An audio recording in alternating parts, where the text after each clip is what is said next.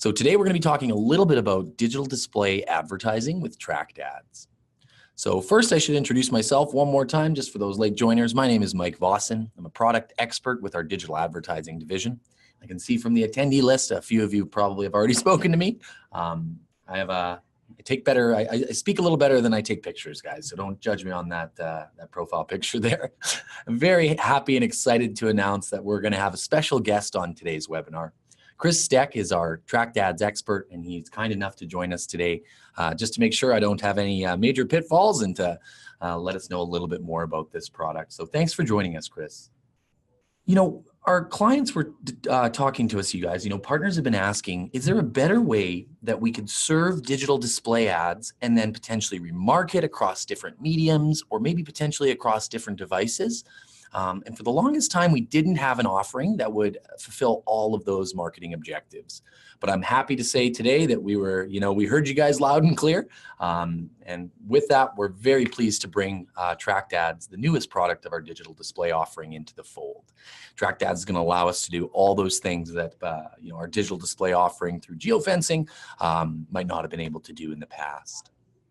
So, let's back up real quick and maybe just talk a little bit about what exactly are Tract Ads. Well, Tract Ads are simply basically GPS-based targeted ads that will follow a user from the point in which they see an ad, ultimately to the point in which they enter into an SMB's location to make a purchase. So what we really love about Tract Ads is that it's utilizing GPS technology. We'll talk a little bit about how this differs from our display offering with geofencing a little later on in the presentation. But as you can see here, a user is presented an ad through a mobile app on their mobile device. What we're going to do with that is we're going to save that device ID in that audience so that we can then remarket to them, multi-device, multi-platform later on. And like I had mentioned there, it allows you to market to those users across multiple platforms and devices. So again, you guys, really valuable because in the past, it was quite difficult to follow a user from their cell phone to their tablet to their computer. We're able to do that quite well with Tract Ads, and that's a real big advancement here. And lastly, attribution is always a big thing, you guys. So as if you're familiar with our digital ad offering, you'll know that we're extremely outcome focused. So the goal for us is to be able to attribute any traffic that our ad campaigns are generating to your business and be able to attribute that in the reporting. Because at the end of the day, that's going to make it so much easier for you guys to go out and get recurring business or to simply find new clients when I can prove with a high degree of certainty that, say, those 20 sales they made this month were directly in part from the traffic that we're driving, say, to their store from our ads. So certainly something we wanted to bring on board. Very excited that the day is finally here and I can finally walk you guys through this. So as we can see here in this example, we have a user, say maybe browsing at a competitor's restaurant.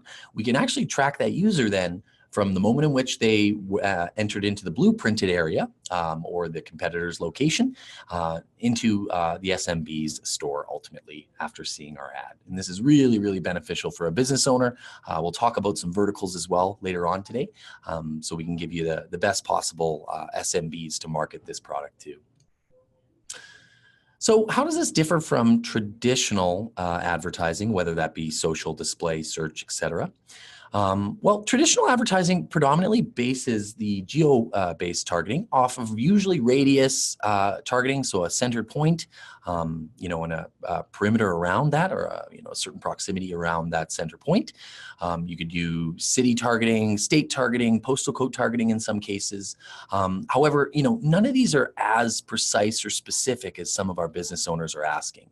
There is, it's approximation, right? So you're never going to get, just that business or say just that trade show that maybe houses your competition. You might have a little bit of overlap in the geo-based ad serving. But what we notice with Tract Ads, the real benefit here is it's a multi-layered approach to geo-based targeting. So in the example on the screen, what you guys can see is we have the green area, which is actually the business in question. We have the orange area, as you can see a little bit off to the left of that business, is actually the parking lot. And the red perimeter is the retail block.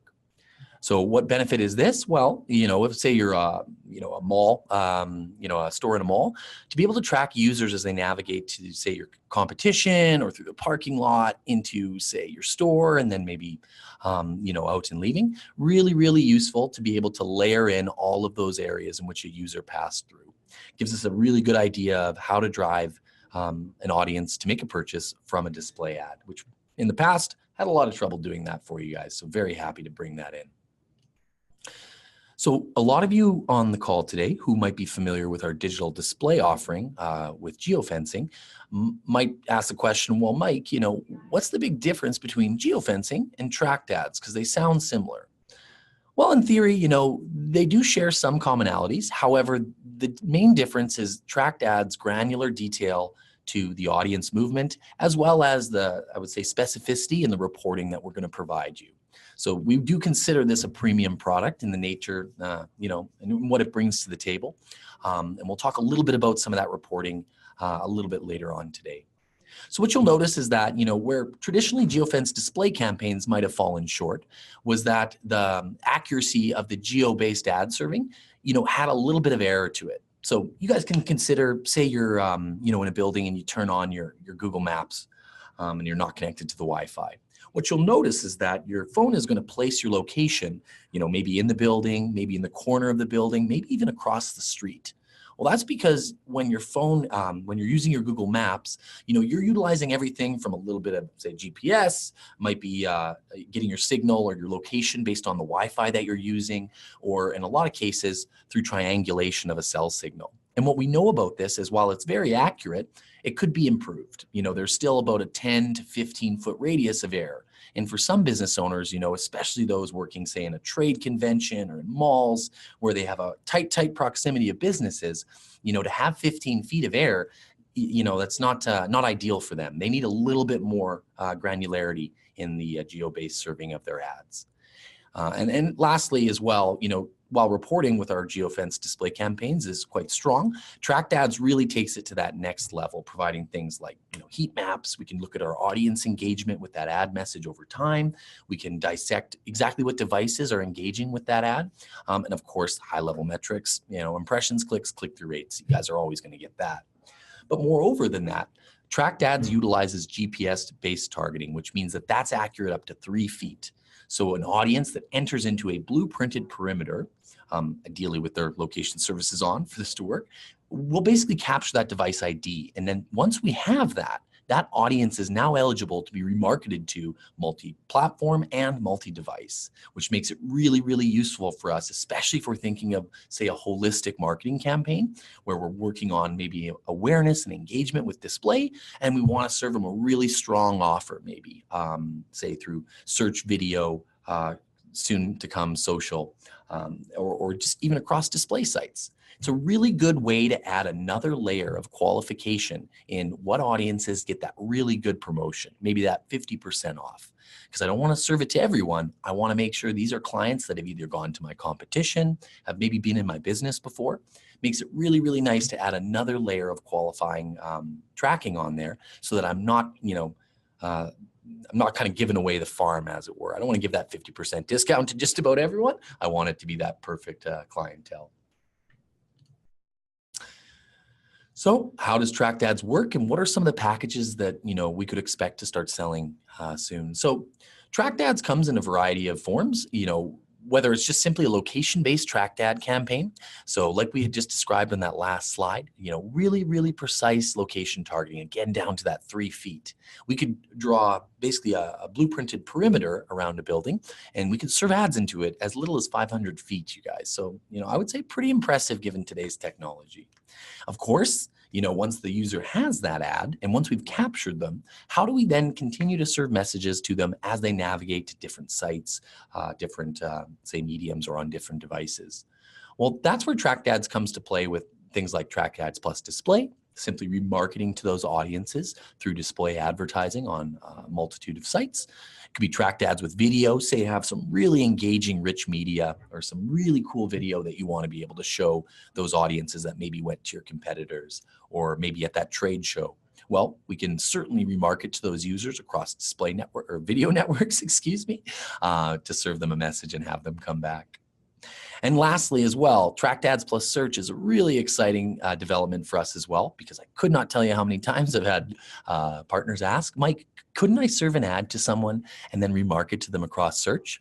And tragically, up until today, I haven't had an offering for them, but I'm very happy to announce that now what we're able to do is serve those messages to users when they're actually in the search environment. And if you guys have ever spent a call with me, you'll know I'm a big believer in search. You know, pull-based marketing like search ads, the best possible way to generate a really strong return in the form of phone calls, in the form of, say, form fills, test drive bookings, appointment schedulings. Search is a great environment to do that. So now we can add another layer of qualifying audience targeting on so that that message is only served to that ideal audience. And I would love to be saying it today, you guys, but unfortunately, we don't have Tract Ads plus social media just yet. But stay tuned, you guys. That's going to be a really, really hot commodity once we get our hands on it. We should be having that sometime in the near future, but soon we'll be able to remarket to those audiences across social channels. So we'll have a really robust offering that allows us to serve ads, add the qualifying, tracking of Tract Ads onto it to serve those messages to those audience, multi-platform and multi-device. So, okay, now that we've talked a little bit about Tract Ads, maybe we should walk through the process in which a user would be served that ad. So, take John, for example, here. So John enters into a blueprinted location. So that would be a predefined location, say Burger King. John's a loyal Burger King buyer. So he's going there for lunch today. He's getting his double Whopper, walks into Burger King. Well, little does he know, McDonald's is one of our clients, and we've actually blueprinted that Burger King location, and we are tracking all users entering into it. So moving over to step 2, John stands in line, he's looking at the menu, he's thinking about what he wants to get. His phone never leaves his pocket, but the ability of Tract Ads to be able to still target and capture that device ID simply from John walking into that Burger King means that he doesn't have to touch his cell phone. This is great because, when it comes to things like geofencing with display, our traditional offering, we did require a user to be served the ad in order to then track that user and prove attribution. The beauty of the Tract Ads campaign is that as long as that user is entering into a blueprinted location, we're capturing the device ID. They are now a custom audience that we can market to as they, navigate, in the coming weeks or months. So John's standing in line, section 2 there, moving over to 3, he gets his burger, he eats it, not as good, but that's okay. He's a loyal Burger King guy. John jumps back in his car, pops on his weather app just to see if he's got if he has any chance of wearing shorts this afternoon. And in that weather app, he'll be served an ad for McDonald's. So what we've done there is we've identified that John is a customer of Burger King. We know he was in Burger King recently. Now he's a candidate to be served our ads. So he's in app maybe on, the Weather Network, or he's checking out his local news stations app, and he served a message for McDonald's. Hey, John, do you know dollar coffee days are on? Do you know, our burgers are, I was going to say fresh, never frozen, but I think that's Wendy's. But do you know we got some nice features? Come on into McDonald's today, to try our new menu. Well, what a cool way to be able to remarket to users, simply from them entering into a zone.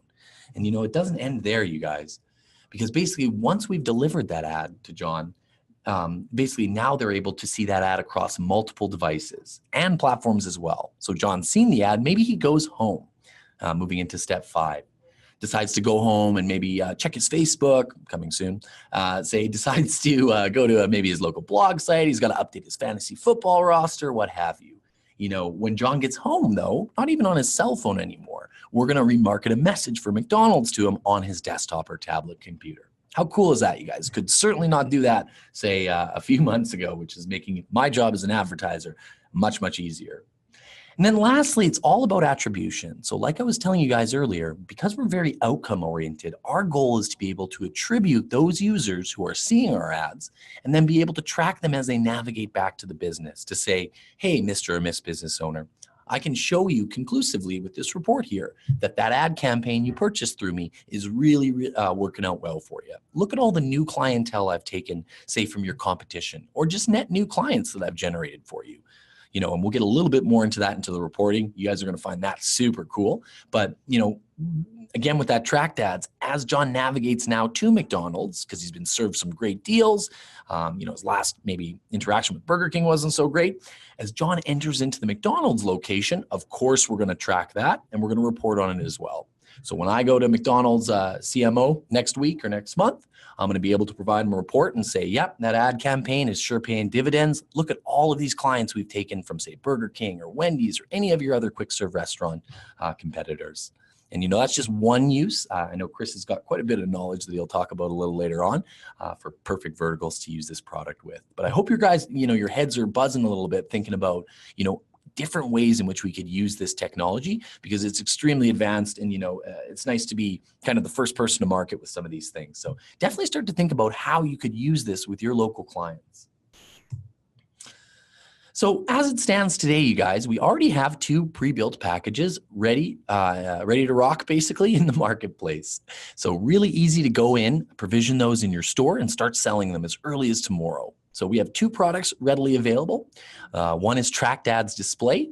So this is simply those display ads with location targeting, all that goodness that Tract Ads brings to the table, and then remarketing to those users across, say, mobile apps, like weather, sports, games apps, things of that nature.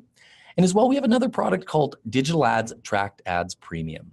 And this would be the product that includes video-based remarketing, search remarketing, and fairly soon, we're going to have our social remarketing as well. And of course, you'll still get your display remarketing in there if you so choose. So really, really cool, you guys. Quick to add to your store. Let's hope that this wasn't working for me earlier. It doesn't look like it is still. Dang it, hey? Nothing's more ironic than a tech company with bad Wi-Fi.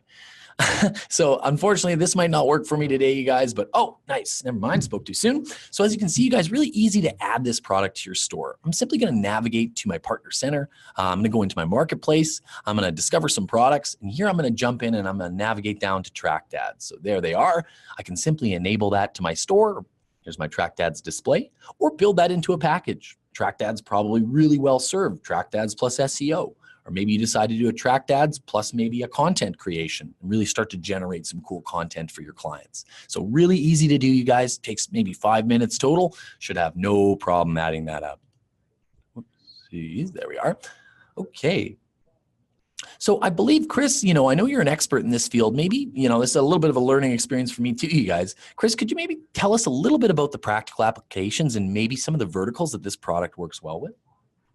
Yeah, absolutely. I'd be happy to do it.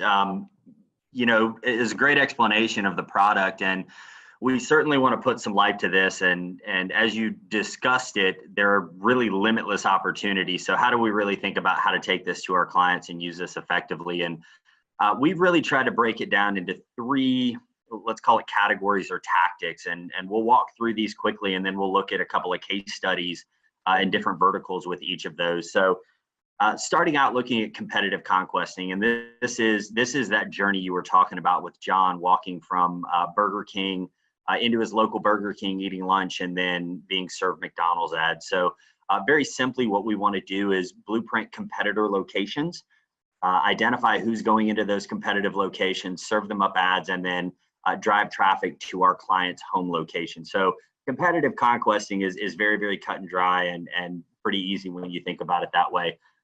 The flip side of that is going to be customer loyalty. And we get customers asking us all the time is, how do I continue to speak to my own clients? I want to give them special offers. I want to reward them for being loyal.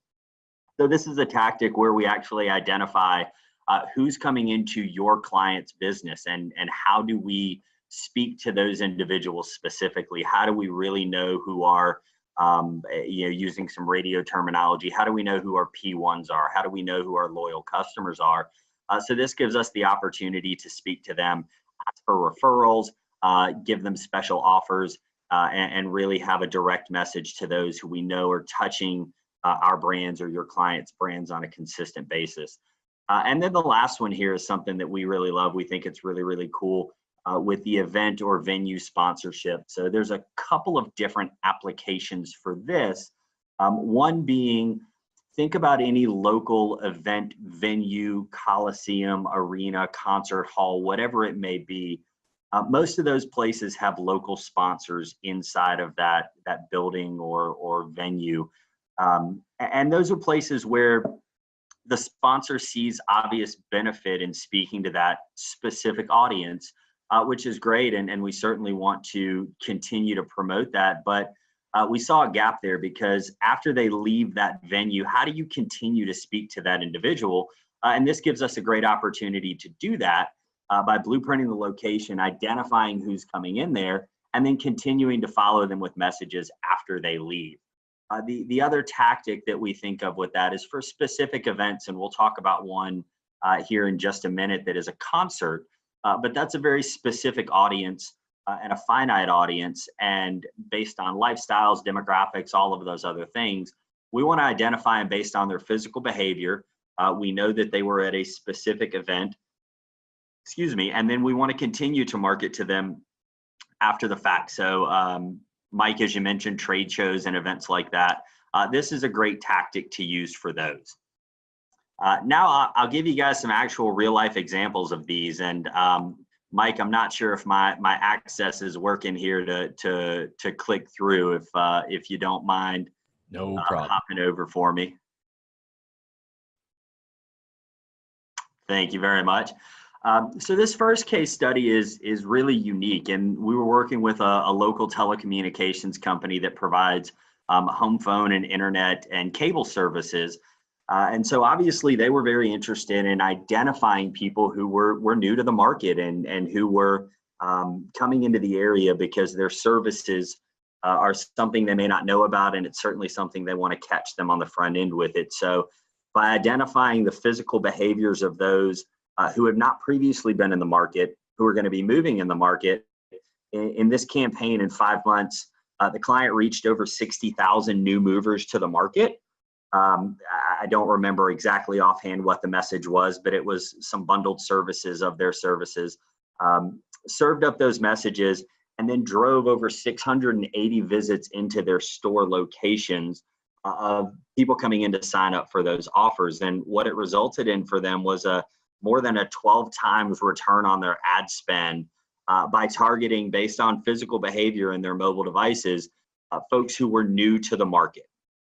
And that allowed us to be able to see, as you see there at the bottom, that ECPV is what we call our effective cost per visit, which is a very unique attribution tool that we have because we're really looking at how many folks do we actually drive through the door. So it's a new metric outside of clicks or online conversions. It's real physical in-person conversions, and that's a very, very strong tool.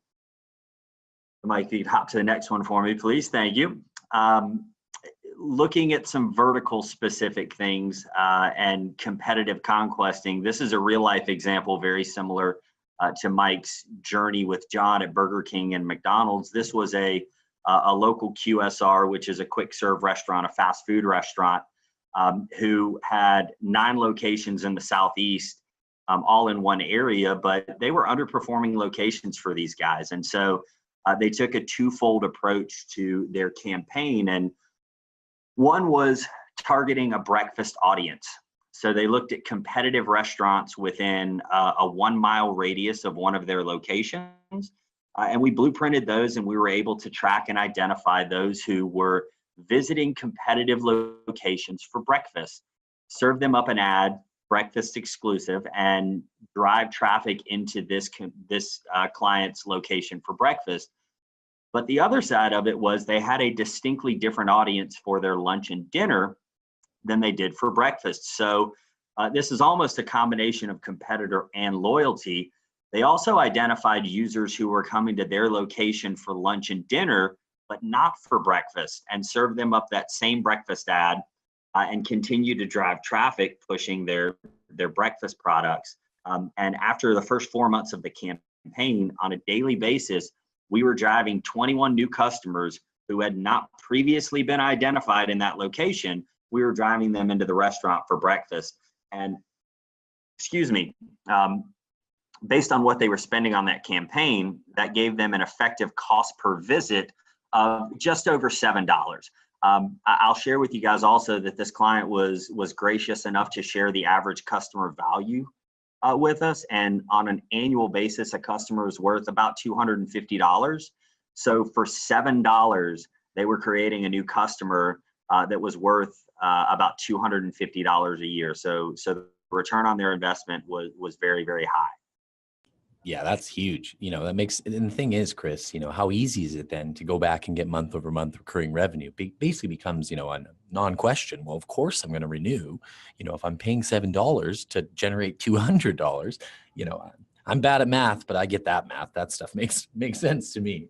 I'm with you there. Absolutely. So the next one here is just directly a loyalty, and it was with a supermarket that we were working with. And I will preface this by saying this was in a small market. So while the numbers may not seem very high as far as repeat shoppers, this was in a very small rural area. But it was a grocery store who was looking to increase loyalty and shopping of their customers, and really look for an effective way to deliver their weekly ads and specials to their customer group to increase visitation there. And what we saw running this campaign and driving the weekly circular is that we were able to drive 70 repeat shoppers. And again, I know that's not a very large number for a grocery store, but in a small market, that gave them an effective cost per visit of just over $6.50. But more importantly for them, it was more than 9 times a return on their ad spend, because they look at the lifetime value of the customer there and what they were able to get by creating repeat shoppers and getting their shoppers in more often. And then the last one we'll look at here, and I'll be very honest, guys, these are the ones that excite me, because I think these are underdeveloped marketing tactics that we use, is for a specific event. And it was a Blake Shelton concert at a local arena. And we were working with an RV dealership, and with no other targeting parameters or metrics in place, the RV dealership said, hey, we love Blake Shelton. That's the lifestyle of folks who are likely to come in and buy an RV. We feel like that's our audience right there. So we blueprinted the arena and captured those who came to the Blake Shelton concert. Rather small arena. We were able to get more than 7,500 unique device IDs that were at that concert. We remarketed to that audience for about 45 days after the event, and that actually led to about 115 clicks through to the inventory and to schedule a visit. And what's not actually on here, but I got some updated statistics where we drove 17 visits to the lot. And again, while that's not a huge number, if I'm an RV dealership and I've got 17 people that I've driven to my lot, I don't know about you guys, but I don't do a lot of weekend RV shopping unless I'm in the market to buy an RV, which is not a small purchase. So they were able to, by simply identifying a specific audience from an event, they were able to drive 17 visits to their lot, which we know resulted in some RV sales. And for those of you who may not be familiar with it, I learned RVs are very expensive, and so there was certainly a lift in revenue for those guys there. Yeah, exactly. I'm 100% with you there. Chris, I think this is one of the fastest growing, smartest ways to advertise. In the past, when we tried to do things like event targeting, targeted campaigns, we had to look at utilizing things like, either social powered Wi-Fi or some sort of beacon based ad technology, or, every other offering through our digital ad, division just kind of fell short a little bit. And I'm really excited to bring certainly this event targeting. Think of things you guys like, local amateur, say sporting clubs, or potentially a business to business play here. You have a trade show in town, you have a convention, or maybe it's not even in your town. Maybe it's 2 towns over. Well, what a great place to be able to, just as Chris had mentioned, blueprint that perimeter, track those users. And I 100% agree with you, Chris. An ECPC of $1.48 for an RV purchase, this thing's got to be upwards of $100,000. I'm still camping with a tent and a stick and a tarp, but RVs aren't yet at my price level. But talk about a really effective way to drive traffic and attribute it to our ad campaign. So I totally agree with you, Chris. I think this is a really, really cool and fast growing area. Okay, you guys. And thank you for that, Chris. That was really useful. I'm glad that we have your expert advice to help us pitch and, position this product. But what I really wanted to talk about as well, you guys, kind of before we close up today and start taking questions is, the level of reporting. So, easy enough to see on the screen. I'm sure most people's eyes are drawn to the bottom right there. How cool is that? You got satellite images of where that user was served the ad. Super cool. Little big brother, depends on how you look at digital advertising. But I think that's really interesting.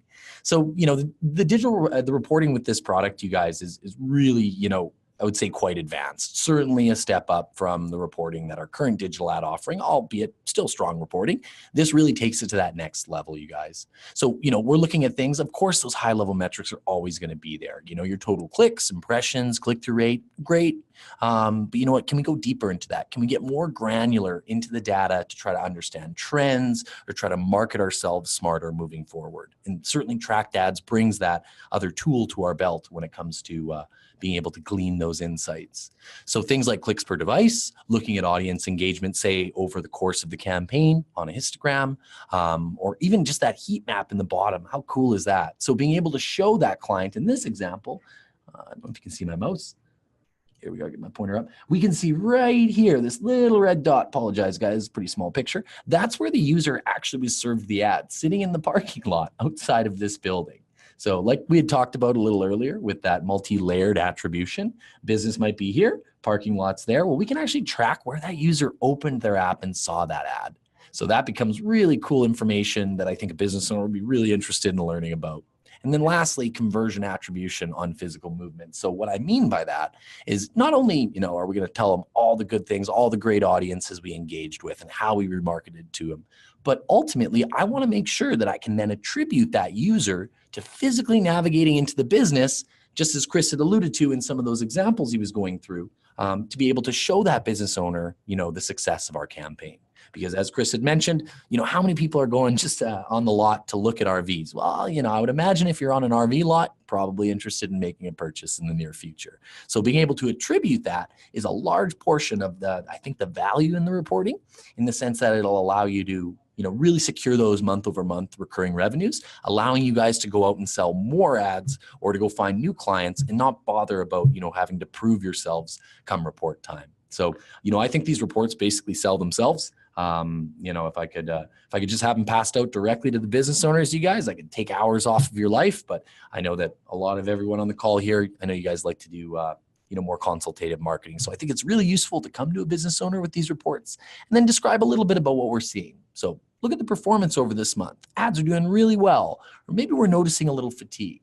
Or here's some insights into who your largest competitors are. This is where we're getting most of the users, say, served those ads from these locations. Really interesting stuff, you guys. So with that said, that was our overview of Tract Ads digital display. I would love to open the floor up to any questions you guys might have.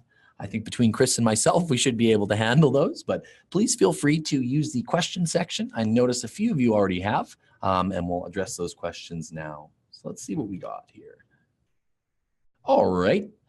So I got Robert Davis. Hey, Robert. Robert's asking, can a current client using geofencing display, oh, my points are moving here.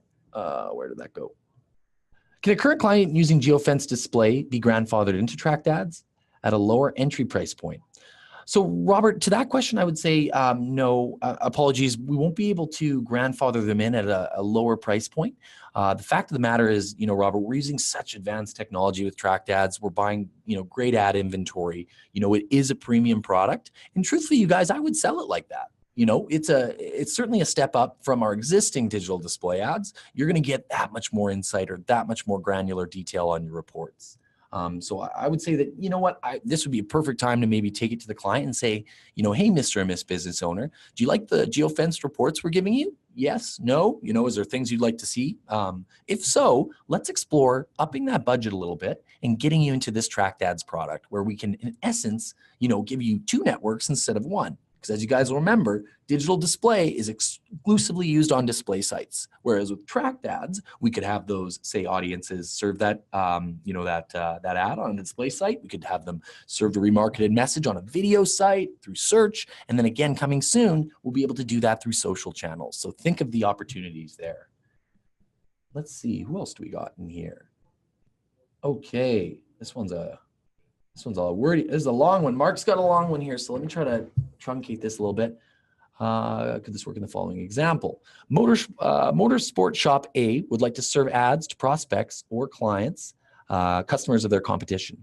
Can Motorsport Shop A blueprint, all other multiple motor shop shops in the city or / area to capture these mobile users and then market or remarket over time? Chris, comfortable taking that one, or would you like me to address? That is exactly what we want to look at with that competitive conquesting tactic. Is Motorsport Shop A wants to know who's going to B, C, D, and E, and we want to identify them based on physical entry into those locations, and then market and remarket to them across multiple platforms, and ideally drive them into Motorsport Shop A. Awesome. Thanks, Chris.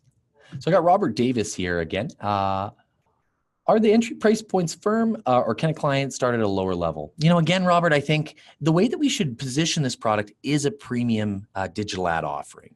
And you know what? I kind of took this back from the paper days where, if you position it as a premium offering, what I noticed was that more and more people would think of it in that manner. And they would say, well, you know what? Maybe I could save maybe I could save a few dollars here and there so that I can afford this, in a month's time.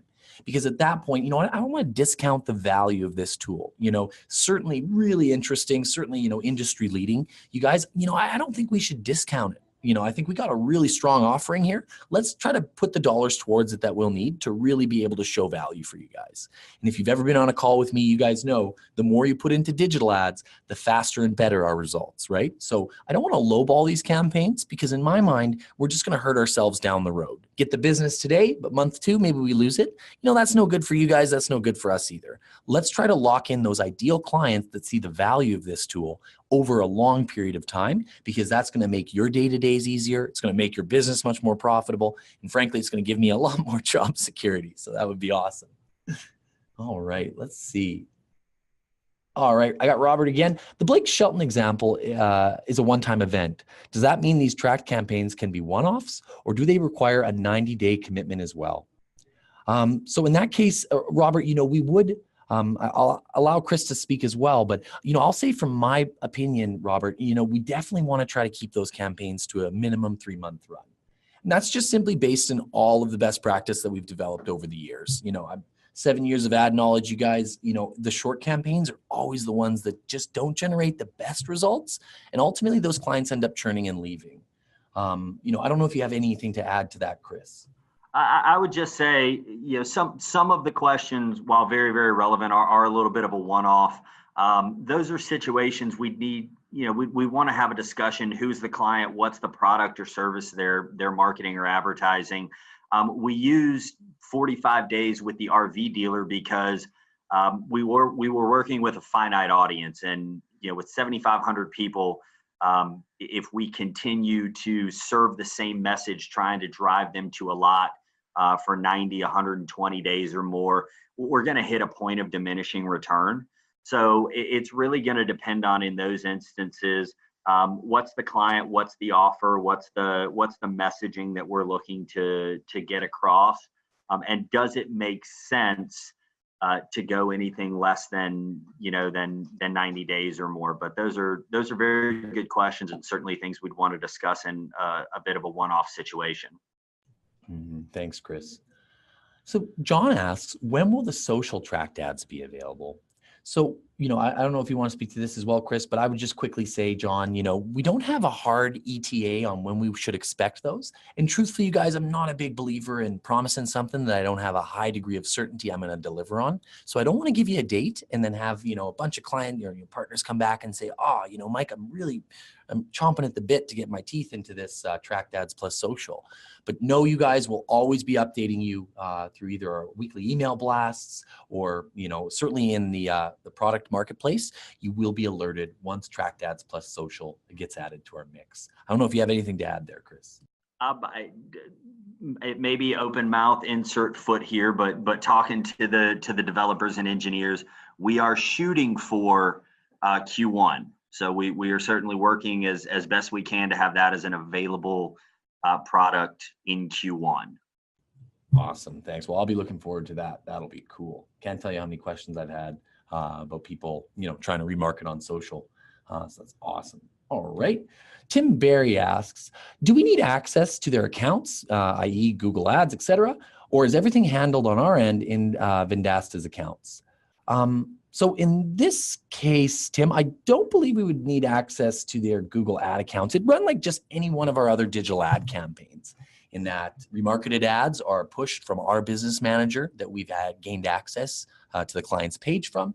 Social ads, we don't need access to their Google Ads accounts to run, or search ads. I don't need access to their Google Ads account to run search ads on behalf of the business.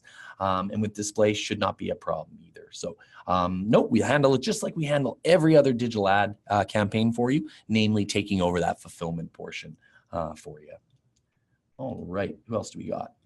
Well, you guys are full of questions today. I got to keep scrolling to the top here. Okay, Tony asks, with Tract Ads, is there any hardware that needs to be installed at the site to define the zone? Great question, Tony. The beauty of Tract Ads is no, you don't have to have physical hardware installed at the site. So that's what I was alluding to earlier when it was so difficult to target, say, a sporting event or a venue, an arena. You would either need to have a special Wi-Fi, so, user captured Wi-Fi, so you can collect lead information, beacon-based ad technology. You need a beacon in the building to push ads out. The beauty of Tract Ads is we can set that all up here, sitting at our desks. You don't need any physical hardware to be installed for that service to run. Great question. Juliet asks, how did Tract Ads plus search work? Is it based on retargeting people who have done keyword searches on search engines? Is that part of the basic plan or the premium one? So I'll take the latter part of that, and I might send the former to Chris. Juliet, to answer your question, this would be part of the premium plan, certainly, because you got to think we're adding not only the targeting and the location-based ad serving, but we're going to now layer in a Google search buy into that to serve messages to those users on search networks. Chris, anything to add to that? I would just say the location piece of it is really a much higher qualifying metric. So we want to use physical behavior of where I've been. And I'll go back to the motorsports example. So let's say motorsports shop A is conquesting with display video and search.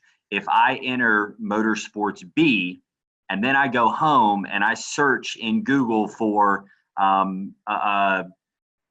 Yamaha quad, if that's part of the search engine marketing campaign that Motorsports A wants to target, because I was physically in one of their competitors' locations in a blueprinted location, we're going to allocate more budget to try to deliver those ads to me, because my physical behavior has qualified me at a higher level that I am more likely to be deep into the buying cycle.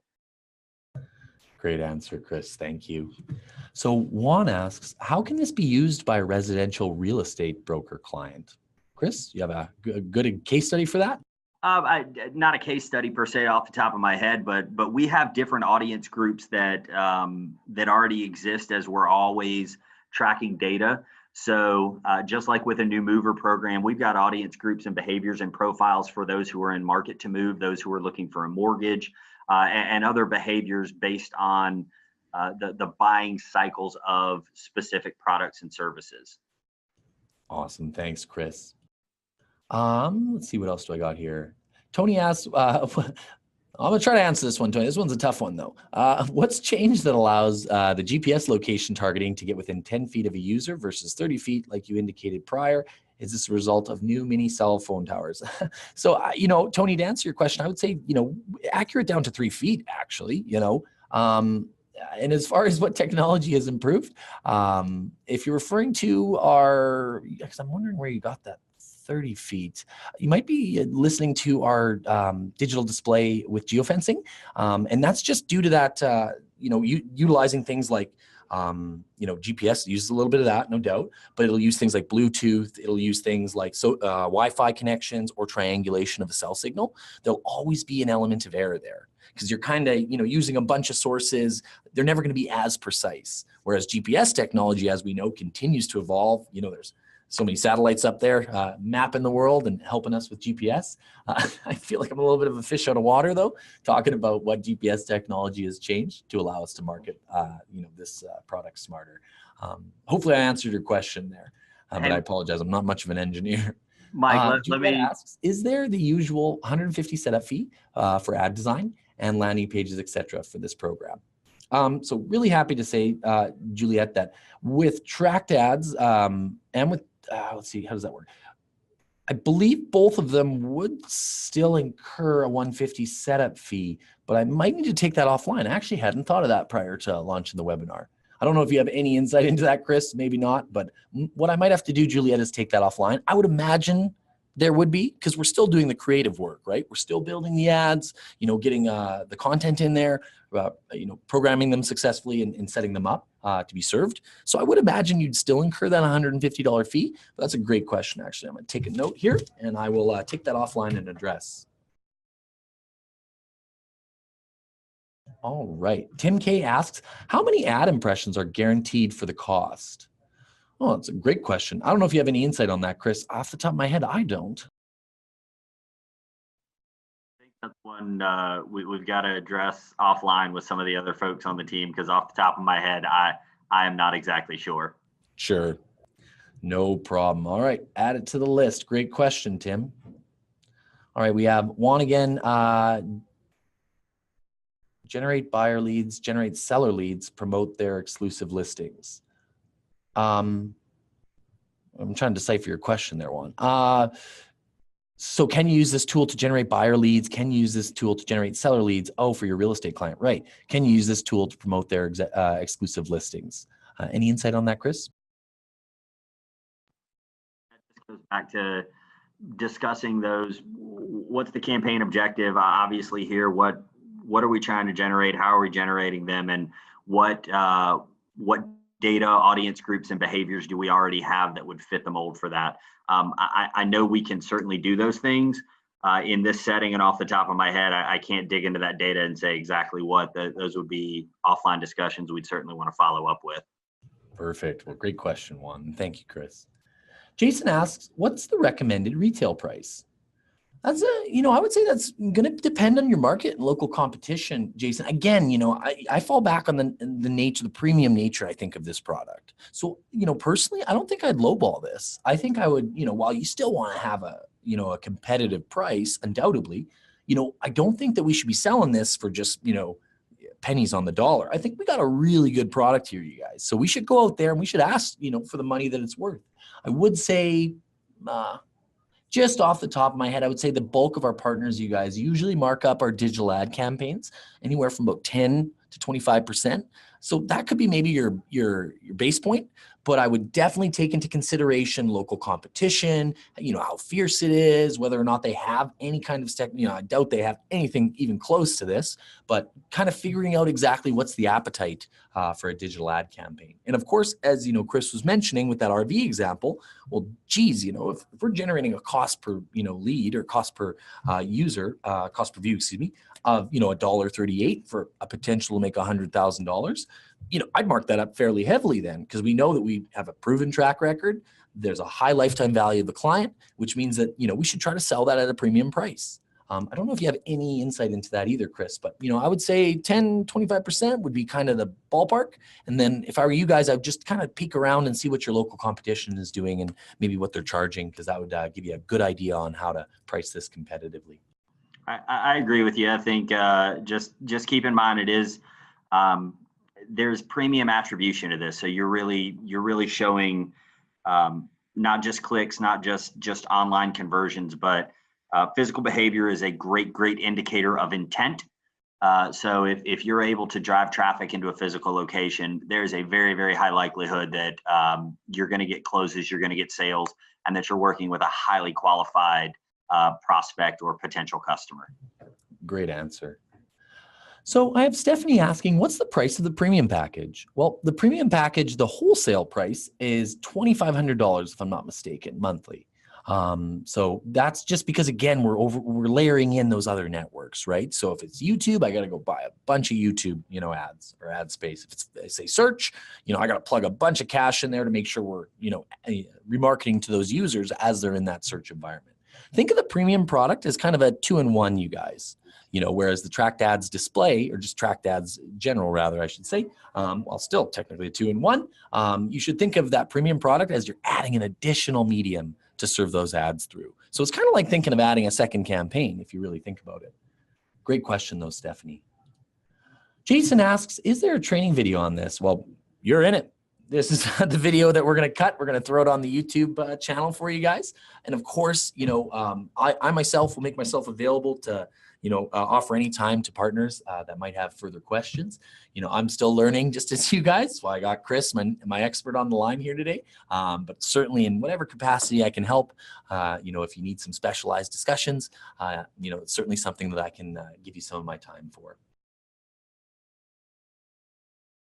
It looks like I'm down to the last questions. Great questions, you guys. We had like 17 questions today. Solid work. I can see you guys are thinking about how to use this in your local markets. So I got John asking, can this service be shared or alternated among customers? So for example, 1 customer per week, 1 customer per month. Well, it's a good question, John. Chris, any insight into that?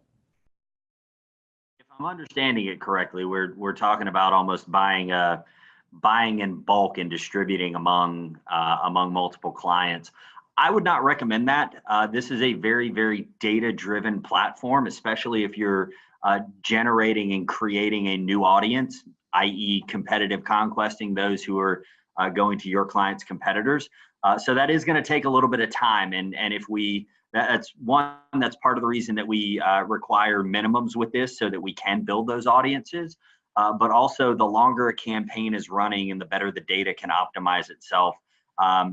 We have historically seen across all of our clients an increase in visitation and a gap that is created in the positive between delivery and visitation as it grows and, I would say, plateaus off at its highest level. So I wouldn't recommend doing that because then we have a tendency to dilute the data and the delivery across, those specific audiences.